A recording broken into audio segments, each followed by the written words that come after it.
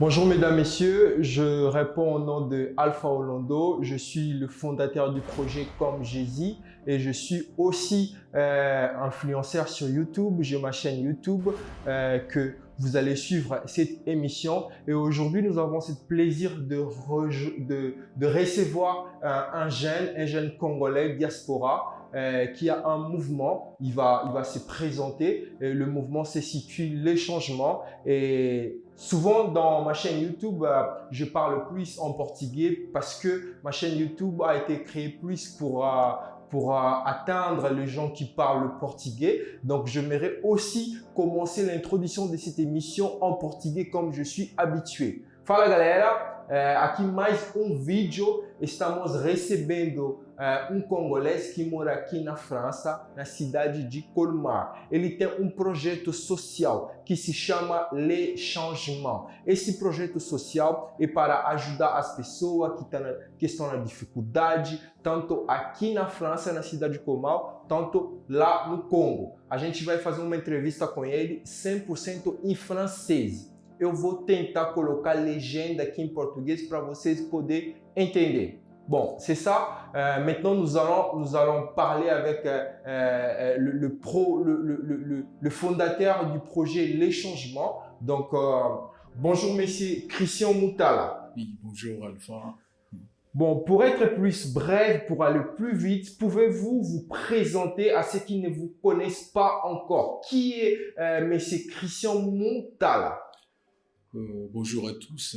Donc, je me nomme, comme vient de dire Alpha, Mouba Moutala Christian. Donc, je suis bel et bien, comme il vient de le dire, fondateur du mouvement Le Changement. Donc, Le Changement, on a actuellement version 1 et 2. Et le version 1, pour faire vite, c'était un projet à la base qui était inspiré pour aider en soi la République démocratique du Congo dans tout ce qui est social pour le progrès et le développement. Et on a fait la même chose pour la France, donc la version 2 du changement.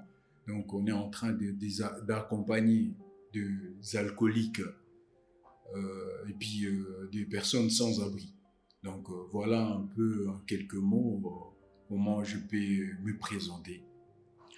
D'accord, merci, on a bien compris. En quelques mots encore, comment décriviez-vous votre projet, Les Changements? Nous savons que vous êtes la personne qui a eu cette idée, le fondateur des changements. Alors, ce que nous voulons savoir, décrivez-nous en quelques mots le projet, Les Changements. Merci Alpha. Donc en quelques mots, si je peux décrire le projet Les Changements, comme je viens de le dire aussi à l'introduction, le projet Les Changements, en gros, c'était un souci. Donc, en gros, on a regardé ce qui posait comme problème dans notre pays, la République démocratique du Congo, donc dans tous les domaines, plus particulièrement dans le domaine social. Donc, du coup, en arrivant en France, on a vu que moi, quand je parle « on », donc parce que je ne suis pas le seul, vous me voyez moi comme représentant, mais derrière moi, j'ai des collaborateurs. Donc, on a vu qu'il y a un système, bien que ça marche pas à tous les coups, à 100%, donc le système en elle-même ici en France, mais on a au fait tiré le côté où ça marche, ou le côté où ça marche pour concevoir dans la même longueur, donc dans la même idée, donc la même chose pour la République démocratique du Congo et proposer à nous hauts responsables ou à l'État actuel ces projets, le changement dans tout ce qui ne marche pas. Comme par exemple, je peux prendre rapidement l'exemple de la santé, dans la scolarité ou la formation des jeunes, l'alternance et tout ce qui va avec. Donc concevoir un projet avec tout ce qu'il y a comme faille dans notre pays, mais de l'autre côté, il y a des choses qui marchent et on propose de l'autre côté. C'est un peu ça, en gros, l'idée générale du projet Les Changements. Ma troisième question sera celle-ci. Comment est née l'idée du projet Les Changements? En fait, l'idée du projet Le Changement donc, est née parce que déjà, depuis plus jeune, j'ai m'inspiré beaucoup à des légendes telles que Martin Luther King ou encore Gandhi. Donc du coup, ces gens-là ont apporté beaucoup dans le monde pour le changement. Gandhi, tout le monde connaît l'histoire. Donc Gandhi, il a libéré tout un peuple avec une idéologie, une méthodologie ou encore un programme, un souci où il avait pour en soi que son peuple soit libre, bien que ça n'a pas marché comme il le voulait. Et parce que quand vous travaillez aussi avec des gens, il y a d'autres personnes, ils sont là que pour soif de pouvoir ou pour leur bien personnel. Et dommage, parce que c'est le cas aujourd'hui pour beaucoup de gens dans notre société, même ailleurs. D'ailleurs, ils sont là juste pour leur poche, pour leur bien, mais pas pour le bien des autres. Mais Gandhi et Martin Luther King, c'était des gens qui étaient des leaders, mais d'abord, ils incarnaient un truc en eux et l'idéologie de tout un mouvement pour ramener d'autres pour la liberté, d'autres pour le changement également. Donc c'est d'où est née aussi cette initiative de créer le projet Les Changements. Vous êtes de la République démocratique du Congo et ce que nous voulons savoir ici, pendant votre adolescence en République démocratique du Congo, qu'est-ce qui vous a inspiré beaucoup, pour arriver à un point de créer le projet Le Changement ici en France pour aider le peuple de la République démocratique du Congo et d'autres peuples aussi, comme vous l'avez cité. En fait, on veut savoir l'idée là, ça vient d'où? Qu'est-ce qui vous a influencé? On a compris que c'est Martin Luther King, mais quand vous étiez tout petit, peut-être Martin Luther King est grandi, vous ne l'avez pas encore connu. Mais qu'est-ce qui vous a vraiment inspiré? En fait, l'inspiration, je dirais en soi, ça vient déjà de la famille. Parce que quand vous grandissez, vos premiers modèles, ce sont des parents. Les parents, et puis mes parents particulièrement, ils étaient là toujours en train d'étendre la main aux autres pour aider aussi les autres. Déjà, depuis très jeune, j'étais observateur. Et puis déjà en grandissant, je voyais qu'il y avait beaucoup de choses dans notre pays où ça marchait pas, où à cet âge-là, j'avais pas forcément l'idée que ça, on peut apporter disons, le changement, où on peut porter des idées pour développer des choses comme ça. Parce qu'en soi, les Congolais, en général, on est un peu trop pessimistes. Donc, quand quelqu'un ramène une idée, une idéologie, on dit arrête. Donc, comme on a l'habitude de dire en lingala, beaucoup essayé Koufa, donc le pays est déjà foutu, quoi. Donc, c'est pas toi qui viendras pour changer les choses. Donc, déjà, cette idée-là émergeait en moi, mais je comprenais pas encore toute le ficelle. Mais en arrivant en Europe, c'est là où tout a basculé, parce que j'ai trouvé un système où ça marchait vraiment bien. Et puis quand vous travaillez avec les gens ici, les côtés positifs, c'est quoi? Donc ils veulent toujours vous entendre, qu'est-ce que vous avez comme idée à porter, et puis vous soutenir, vous encourager. C'est bien, continuez et tout ça. Donc il n'y a pas vraiment de découragement. C'est là où je me suis dit que ça, par rapport à tous ces problèmes qu'on a au pays, donc je peux apprendre aussi tout ce que j'ai appris ici, prendre ça et puis pourquoi pas élaborer un projet avec pour ramener de l'autre côté dans le pays, pour proposer les mêmes systèmes. Si ça a marché pour la France, pourquoi pas ça marchera pour la République démocratique du Congo. Donc du coup, voilà, c'est avec toute cette ambiance-là que j'ai rassemblé tout de suite une équipe des gens qui ont adhéré à ma philosophie, à ma façon de voir les choses. C'est de même dans la politique, ça marche toujours comme ça. Tu as une idée, tu as un programme, et puis tu vends ces programmes aux autres. Donc du coup, c'est qu'ils vont adhérer à cette idée, à cette façon de voir les choses, et du coup, ensemble, vous marchez ensemble dans le même but, c'est d'apporter ces changements. Et puis, comme en deuxième volet, vous avez dit par rapport à la France, je me suis dit, non, mais je ne peux pas m'arrêter que là, parce que celle de la RDC, en 95%, on est déjà calé dans le programme. Je me suis dit, mais pourquoi pas ces pays qui nous a accueillis le bras ouvert, pourquoi pas proposer la même chose du changement dans la République française, mais cette fois-ci dans le problème qui touche aussi la France, notamment ici, particulièrement nous à Colmar. Je l'ai évoqué d'ailleurs dans mes émissions précédentes, et qu'on a beaucoup d'alcooliques. et beaucoup des sans-abri. Et ces gens-là, ils sont en règle. Donc, ils ont leurs papiers, pas de problème pour ça. Mais sauf qu'ils ont peut-être, par le passé, pour certains, pris un coup dans la vie. Il a perdu tout, sa maison et tout le reste, endetté jusqu'au cou. Et du coup, il s'est retrouvé à la rue. Et donc, cette blessure-là l'a cloué au sol. Ouais. Donc, ces gens-là, ils ont besoin d'un soutien. Donc, il faut leur tendre la main pour leur donner encore goût à la vie. C'est pourquoi on a créé ces deuxièmes programmes. Donc, on a notamment des réunions dits alcooliques anonymes pour justement le préparer donc à reprendre goût à la vie en partageant, en rigolant, même en partageant le repas, même un petit rien peut changer et bousculer la vie d'une personne. Donc, du coup, quand la personne se sentira prête, ou nous, avec l'équipe, on comprend que la personne est maintenant prête, on peut l'orienter avec nos partenaires pour que la personne retrouve un boulot, pourquoi pas un appartement, et retrouver goût à la vie. Donc voilà un peu, en quelques mots, le deux projets, la version 1 et 2 pour la France. Vous êtes de la République démocratique du Congo. Qu'est-ce qui vous a motivé à concrétiser ces projets lorsque vous êtes arrivé ici en France? Bon, à concrétiser ces projets, je dirais, en fait, je me suis dit que, étant que patriote, donc parce que je vois souvent, pour rebondir, avant de rebondir à votre question, je dirais juste une parenthèse. Donc, je vois souvent sur les réseaux sociaux, dans le discours de la plupart des Congolais, donc voilà que ce pays est déjà foutu, est déjà par terre. On critique, on insulte, on fait tout et n'importe quoi sur le réseau. Mais le côté qui m'interpellait, il n'y avait personne en dehors de critiquer ou d'insulter des dirigeants en particulier de la République démocratique du Congo. Actuellement, le président, il est carrément insulté dans tous les sens.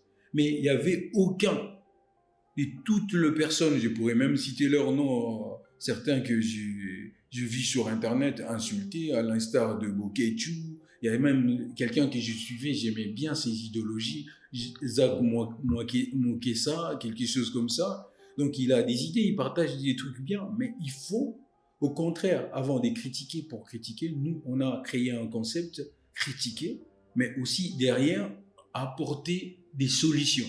En gros, c'est ce qui m'a motivé, parce que en disant qu'on va critiquer, dire les choses négatives, mais qu'est-ce que nous, on ajoute ou on ramène comme pierre à l'édifice? Parce qu'étant que patriote, on a des devoirs aussi envers la nation.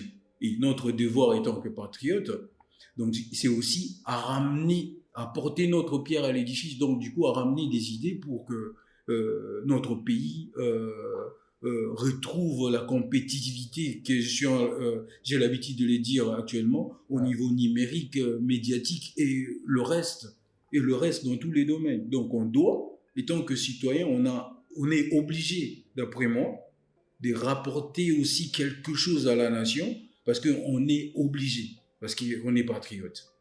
Quels ont été les premiers problèmes que vous avez rencontrés au début du projet Le Changement? Bon, au début du projet, comme tout projet, donc il y avait beaucoup de difficultés, surtout pour nous, parce que là, on conçoit, déjà, concevoir un projet, vous n'êtes pas dans le pays en question, parce que ça fait au moins plus de 7 ans que je ne vis plus en République démocratique du Congo. Donc j'ai fait mes études ici, j'ai poursuivi, pour être plus précis, mes études ici en France, et j'ai fait des spécialisations de formation, donc j'ai plusieurs casquettes, notamment dans le domaine informatique ou dans le social.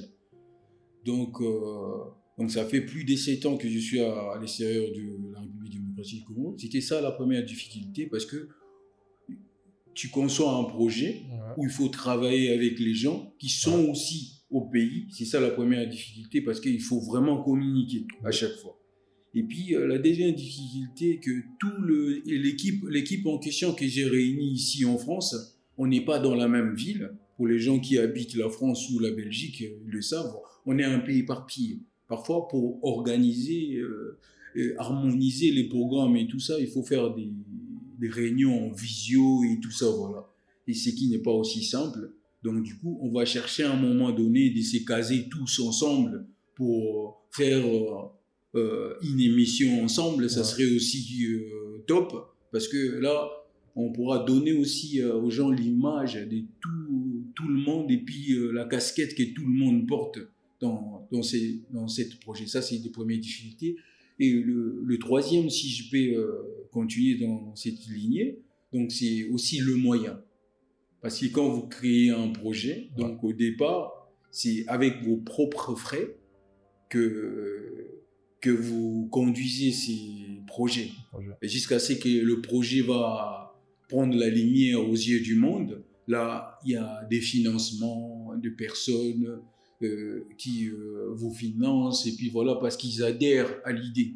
Ils adhèrent à l'idée, ils trouvent que le projet, elle est convaincante, et puis voilà. Donc du coup, là, il y a des personnes qui vous prêtent la main pour que ces projets aillent le plus loin que possible. Donc c'est ça les difficultés qu'on a rencontrées, notamment d'emploi du temps aussi, parce que chacun, il y a d'autres qui travaillent l'après-midi, la nuit, d'autres le matin. Il faut vraiment trouver un bon moment pour être tous ensemble dans le visio pour parler du projet et tout ça, voilà. Et puis, en deuxième lieu, comme je viens de le dire, c'est le moyen. Parce qu'il faut nous équiper, comme vous voyez là.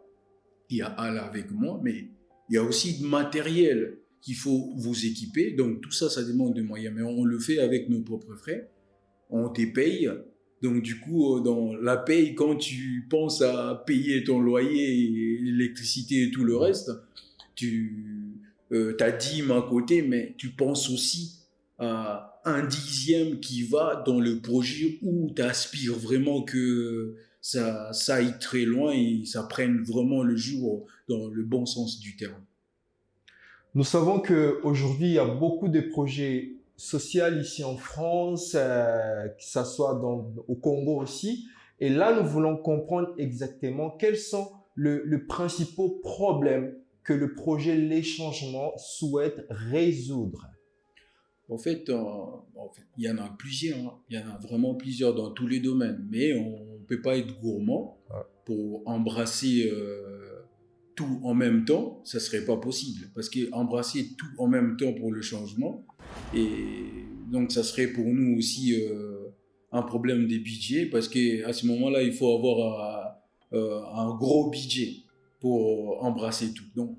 Donc, pour être un peu plus clair et puis rapide pour répondre à cette question, je dirais, donc le projet Les Changements, d'abord, même quand il y a un budget au niveau de l'État, il y a des secteurs où l'État priorise. Notamment, dans le projet Les Changements, nous aussi, on priorise ces secteurs dits vitaux pour l'émergence ou le développement d'un pays. Donc, on voit l'agriculture, parce que le peuple doit manger. La santé, parce que ces peuples qui doivent manger et doivent se maintenir en bonne santé. Donc, s'il y a la santé, donc tout ce qui est hôpitaux, traitements et tout ça, voilà, la sécurité sociale, on veut au moins proposer à l'État la sécurité sociale même de base. S'il n'y a pas assez de moyens, même la sécurité sociale de base pour soigner au moins des premiers soins. Les premiers soins. On va vous parler de ça de long et à large à l'émission suivante. Donc, il y a la scolarité, donc l'éducation. Oui. Il y a l'éducation parce que la personne qui mange bien et qui étudie bien, donc, disons, la deuxième ligne, je dis quoi?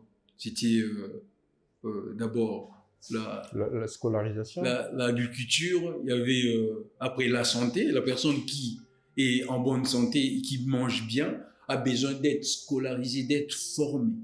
Donc, il faut une formation solide. Donc là, je dirais plus rapidement, en passant, que ça fait depuis l'indépendance qu'on a toujours le même programme. Mais nos dirigeants, qu'est-ce qu'ils font? Au lieu de changer et d'adapter les programmes scolaires par rapport aux compétitivités actuelles sur le plan mondial, qu'est-ce qu'ils font? Ils ont changé jusque-là, à ce que je sache, qui est l'appellation. On a maintenant des 7e, 8e, 10e, 11e chez nous. Et l'appellation a changé, mais il n'y a rien en soi dans le programme qui a changé. C'est les mêmes programmes qu'on a utilisés depuis l'indépendance jusqu'à nos jours, quoi. Il n'y a rien qui change, au fait, dans le programme scolaire, au fait, côté formation et tout le reste. Et ça, c'est qu'on veut proposer. Et il y a la sécurité. Toutes ces personnes, toutes les trois autres étapes qu'on vient de citer, il y a aussi la sécurité. Aujourd'hui, avec l'affaire Koulouna, il y a pas que des Koulouna, même des policiers, parce qu'ils sont mal payés. Et les policiers, ceux qui sont censés protéger le peuple congolais, qu'est-ce qu'ils font? Ils font aussi le rackettage au peuple. La nuit, on te menace et puis on te prend tout ce que tu as au fait sur toi. Et donc, du coup, c'est compliqué. Donc, c'est ça, tous ces secteurs-là que je viens de citer, c'est des secteurs majeurs et vitaux pour le pays. Déjà, stabiliser ça. Et puis, en cinquième lieu, je peux dire nos routes. Nos routes, pourquoi? Parce que les infrastructures vont faire quoi? Les Congos soient alignés. Parce qu'aujourd'hui, là, moi, en France, tel que je suis là avec toi, je peux te dire, tu es déjà là avec moi, tu sais comment ça marche. Je peux aller à Paris, je prends ma voiture, je fais Paris, je fais Marseille, je fais Toulouse, je fais Bordeaux. Donc, je peux circuler en France tout entière en voiture. Mais au Congo, c'est pas possible. Il y a à manger on a nos riz de Bukavu qui n'arrivent pas à Kinshasa parce qu'il n'y a pas de route FIFO. Et la seule route qui ramène des trucs à manger à Kinshasa, prenons un exemple, pour ne pas citer d'autres provinces, ça doit passer par le fleuve Congo. Et puis le fleuve Congo, il n'y a pas assez de bateaux pour ramener assez de nourriture pour toute la population. Donc c'est un peu compliqué. Donc voilà un peu, nous, là où vraiment on focalise notre changement. Les changements, on ramène des programmes sur des secteurs vitaux, très important, et le reste, on va s'ouvrir avec les temps. Ouais. Donc déjà, quand on touche les secteurs qui sont dits vitaux, tels que je viens de les citer, et puis on va toucher d'autres secteurs pour élargir d'abord tout ce qui est important, et le reste, on verra après. Là, on commence à chuter déjà vers la fin de notre émission. Et ce que je voulais savoir maintenant, en un mot, comment le projet agit-il concrètement sur le terrain? Quelles sont vos formules que vous utilisez pour agir sur le terrain? En fait, sur le terrain, c'est un peu plus compliqué. Déjà, pour la France, ça va parce que on a le financement de la ville. Donc, la ville a accepté de nous accompagner. Donc, du coup, on a juste modifié, comme je l'ai expliqué dernièrement dans une de mes émissions, qu'on a juste modifié, adapté notre statut par rapport à la France pour accompagner les alcooliques et les sans-abri. Et du coup, la ville de Colmar a accepté, grâce à Dieu, de nous accompagner. Et l'Église catholique, Saint-Paul en particulier, nous a mis des locaux en disposition pour 2 jours la semaine, le soir, pour accueillir les gens dits alcooliques. Donc, on va faire des réunions dits alcooliques anonymes pour, au fait, dans ces réunions-là, parler, discuter avec eux, au fait, pour leur ramener vraiment dans la vie qu'ils avaient avant. Et donc, du coup, il y aura des méthodes où on va le faire, on ne va pas tout dévoiler. Donc, c'est un peu ça. Mais à tout ce qui concerne le programme pour la République démocratique du Congo, là, comme je l'ai dit au tout début, on est à 95%. Le programme, elle est déjà fini. Donc, on a toutes les ficelles possibles. Là, ce qui nous manque actuellement, c'est des contacts directs. Contact direct, quand je dis contact direct, c'est contact direct avec les hauts responsables du pays, les dirigeants, pour que parfois quand les jeunes proposent un truc, on ne nous prend pas trop au sérieux, quoi. Ouais. Donc du coup, là on attend. Donc on a fait des appels où on attend le retour et puis pourquoi pas descendre un jour sur le terrain pour le proposer ensemble. Mais dans ces mêmes optiques, donc on va descendre sur les terrains et animer des conférences et pour d'abord motiver et puis interpeller les jeunes parce qu'on est parfois distrait à tout et n'importe quoi, mais il y a des choses qui sont vitales et puis importantes. Parfois, on laisse passer comme ça parce que ça ne nous intéresse pas. Parce qu'on a l'impression qu'au fur et à mesure que le monde évolue, tout ce qui est bien devient mal et puis tout ce qui est mal, les gens le normalisent comme si c'était normal. On peut voir quelqu'un se promener nu, on trouve ça normal, ça ne nous choque plus. Mais des choses qui devaient normalement nous choquer, ça ne nous choque plus. Mais des choses vitales, les gens le font passer comme si de rien n'était. Donc voilà un peu ça en quelques mots, là où en sommes-nous. Et alors aujourd'hui, qui peut rejoindre ou participer au projet Les Changements en amont? En amont, on est ouvert à tout, hein. Donc on est ouvert à tout et puis à tout le monde. Donc du coup, dans le projet Les Changements, la prochaine fois, on va essayer de vous expliquer un plus profond. On a tous les casquettes possibles. C'est pas que le social, c'est pas. On a besoin de l'expertise de tout le monde dans tous les domaines parce qu'on en aura besoin. Parce qu'il y a d'autres horizons qui vont s'ouvrir, comme j'ai dit tout à l'heure, prochainement. Donc du coup, on aura besoin de l'expérience de tout le monde. Donc il y a nos contacts. Donc du coup, Alpha prendra soin de vous l'afficher. Donc vous allez voir qu'il y a nos contacts. Et contactez-nous par mail directement dans le chaîne ou encore par message. Il y a le numéro de téléphone, vous pouvez appeler, laisser le message, c'est plus important. Donc du coup, on va vous répondre et puis à ce moment-là, vous nous direz comment vous voulez nous aider et tout ça. Voilà. On est ouvert à tout en tout cas. Là, je veux que vous puissiez être vraiment bref parce qu'on est en train de chuter vers la fin de notre émission. Je voulais savoir quelle est votre vision pour le développement du Congo à travers ces projets, les changements que vous nous avez expliqués. Donc, on veut comprendre. En fait, si je dirais en un mot, en tout cas, si on nous prend au sérieux et puis on nous fait confiance pour tout ce qu'on a fait comme travail pendant ces deux dernières années, parce que ça fait 2 ans. Si vous regardez la dernière vidéo, ça date de 2 ans. Ça fait 2 ans qu'on est en train de travailler sur ces mêmes projets. Donc du coup, elle est vraiment calée. Limite pour donner un nouveau souffle à notre pays, sur le plan social en particulier.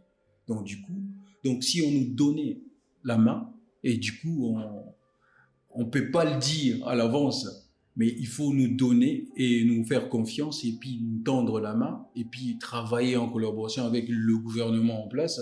Et vous verrez à ces moments-là que c'était pas que du parole en l'air, c'était vraiment un travail bien battu pendant 2 ans durant. Dans 5 ans ou dans 10 ans, où voyez-vous le projet Les Changements?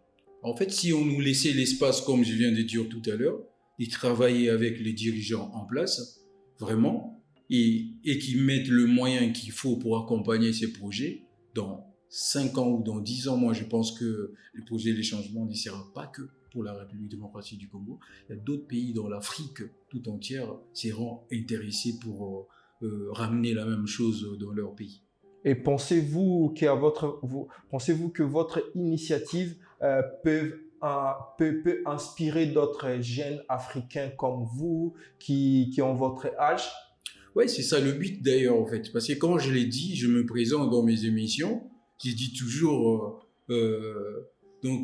les jeunes africains en général et puis la République démocratique du Congo en particulier. Je veux vraiment que les jeunes, au lieu qu'on s'attarde sur tout et n'importe quoi, sur TikTok, YouTube et tout ça, parce que je vois des vidéos dans tous les sens. Hein. Donc du coup, mais qu'on s'attarde des choses qui sont importantes. Si ça inspire d'autres jeunes, donc moi, ça serait un pari gagnant en tout cas. Bon, en fait, là, nous avons compris la vision exacte du projet Les Changements. Mais quel type de soutien le projet Les Changements a-t-il besoin au jour d'aujourd'hui? Au jour d'aujourd'hui, on a besoin, comme je l'ai dit, de moyens. Des moyens notamment de faire des conférences et débats pour réveiller des jeunes qui sont dehors, au fait, dans des distractions. Des conférences et débats, donc dans l'idée, c'est ça vraiment, de passer de ville en ville, ici en particulier en France, et pourquoi pas faire des descentes en République démocratique du Congo, faire des conférences et débats, et faire un siège, un grand siège en République démocratique du Congo. Tout ça, ça demande de moyens. Donc c'est vraiment faute de moyens qu'on stand encore, et du coup, une fois des moyens mis en place, les moyens débloqués, donc ça peut aller très très très loin, parce qu'on ne manque pas d'imagination en tout cas. Il y a deux personnes qui nous regardent ici, peut-être ils sont en train de penser comment ils peuvent aider ces projets quels sont les moyens que vous avez disponibilisés afin que ces gens qui ont compris le projet, le changement, comment ils peuvent faire pour aider le projet? Pour aider le projet, pour l'instant, on n'a qu'un seul moyen. Donc, on a notre compte PayPal. Donc, du coup, Alpha va vous l'afficher également. Donc, du coup, là, sur le plan financier, sur le plan moral, donc, du coup, il faut nous appeler. Donc, du coup, il y a d'autres qui veulent faire plus. Vous pouvez nous contacter pour que nous vous disions en détail qu'est-ce que nous avons besoin. Parce qu'on ne veut pas que ça soit un discours qu'ils font ça pour l'argent et tout ça, voilà. Mais les gens de bonne volonté qui veulent, en tout cas, donner un coup de pouce à ces projets, donc contactez-nous. Et puis, on vous dira à ces moments-là et quels sont les problèmes qui sont majeurs pour nous à l'instant T pour le résoudre. Et à ce moment-là, vous pouvez nous aider donc pas au-delà de vos moyens, dans vos capacités en tout cas. Voilà. Monsieur Christian Moutala, vous avez 1 minute pour adresser un message aux jeunesse congolais qui vous suivent à ces moments, qui rêvent aussi d'un changement. En fait, je dirais à tous les jeunes qui me suivent de partout dans le monde, en République démocratique du Congo en particulier, je dirais le changement, c'est pas une utopie, non plus un rêve. Il faut se donner des moyens.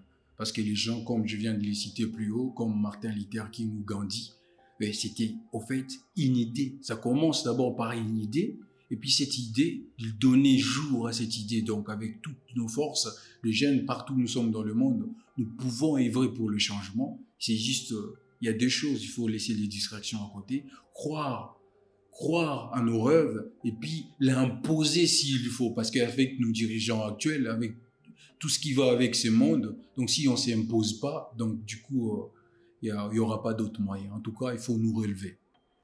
Voilà, mesdames et messieurs, nous sommes arrivés à la fin de notre émission. Là, vous avez suivi M. Christian Moutala qui habite à la ville de Colmar, ici en France, à la Grande Est. Donc, il a ses projets, les changements, un projet que nous souhaitons, moi aussi je souhaite que d'autres Congolais, d'autres diasporas puissent s'intégrer à un projet comme ça, parce qu'en 2025, nous cherchons des jeunes qui ont de mentalités différentes, de mentalités de développement, des jeunes qui ne viennent pas seulement en Europe ou en Amérique pour habiter, mais qui pensent aussi rentrer dans leur pays pour faire quelque chose de différent. Donc, nous allons se séparer avec vous maintenant. Donc, je vous demande de vous abonner sur ma chaîne YouTube. Malheureusement que je parle qu'en portugais, mais je vous promets que je ferai plusieurs vidéos en français. Comme ça, je vous invite aussi de vous abonner à la chaîne Les Changements qui est juste ici sur la bio de cette vidéo. On se retrouve à la prochaine.